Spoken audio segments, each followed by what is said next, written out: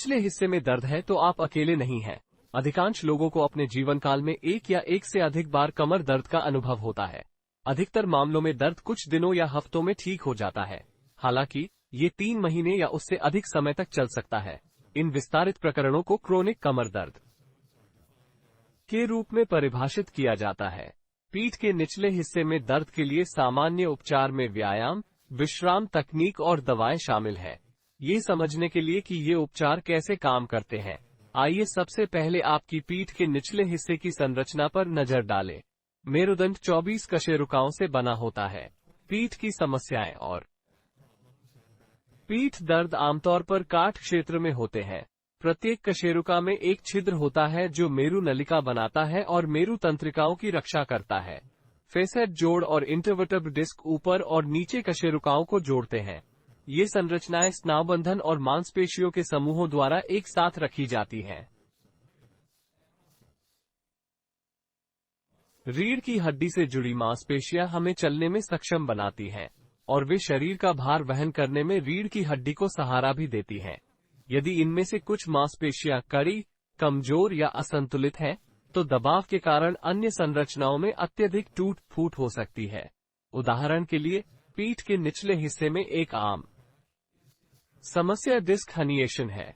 इस मामले में इंटरवर्टेब्रल डिस्क पर दबाव के कारण इसका केंद्र, न्यूक्लियस पल्पोसस, पीछे की ओर निकल आता है और रीढ़ की हड्डी की नसों पर दबाव डालता है, जिसके परिणामस्वरूप कुछ रोगियों को पीठ के निचले हिस्से में दर्द होता है।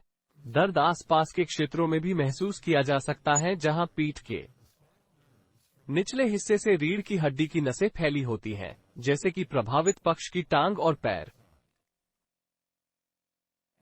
व्यायाम से मांसपेशियों को आराम मिलता है और पीठ के निचले हिस्से में दबाव कम होता है।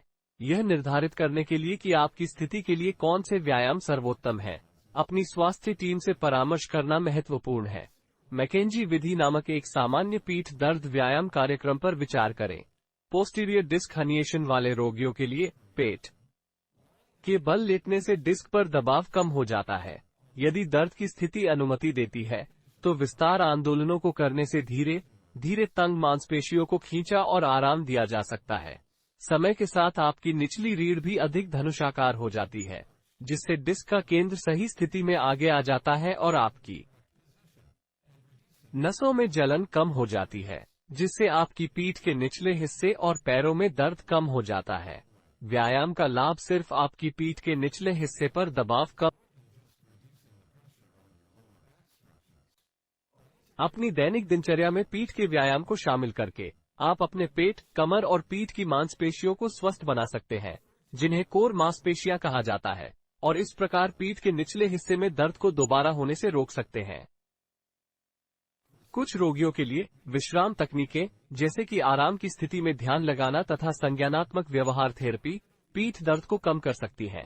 ऐसा इसलिए है क्योंकि हमारा मस्तिष्क न केवल दर्द को अनुभव करता है, बल्कि दर्द संकेतों को नियंत्रित भी करता है।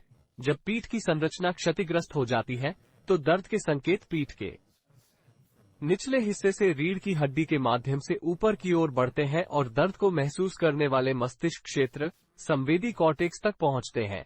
हालांकि यह कोई सीधा रास्ता नहीं है। कम से कम 2 कनेक्शन बनाने होंगे। इन रिले स्टेशनों पर, जिनमें रीढ़ की हड्डी और थैलेमस शामिल है, दर्द संकेतों को मस्तिष्क द्वारा नियंत्रित किया जा सकता है। आइए कटी मेरु रज्जु के पृष्ठीय भाग में स्थित प्रथम रिले स्टेशन पर करीब से नजर डालें।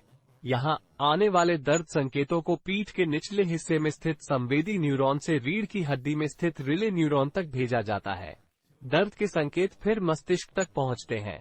इस दर्द आवेग को मस्तिष्क से संकेत ले जाने वाले एक विशिष्ट प्रकार के न्यूरॉन द्वारा कम किया जा सकता है।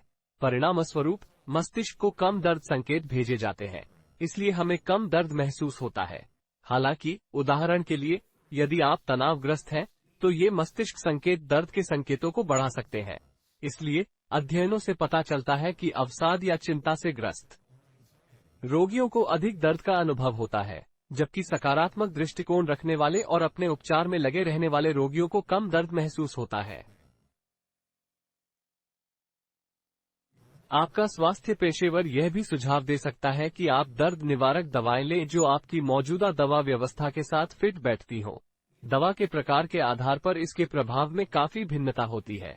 कुछ दवाएं मांसपेशियों को आराम देने में मदद करती हैं और कुछ रिले स्टेशनों में न्यूरॉन्स पर कार्य करती हैं। दर्द के संकेतों को कम करने के लिए अपनी स्वास्थ्य टीम की सलाह का पालन करना, व्यायाम करना, विश्राम तकनीक सीखना और संभवतः दवाएं लेना महत्वपूर्ण है। इसका लाभ तुरंत महसूस नहीं किया जा सकता। इसमें समय और आपकी सक्रिय भागीदारी लगती है। अपने स्वास्थ्य के प्रति सक्रिय और जागरूक भूमिका निभाने से आप अपने दर्द पर बेहतर नियंत्रण रख पाएंगे और एक स्वस्थ जीवन जी पाएंगे।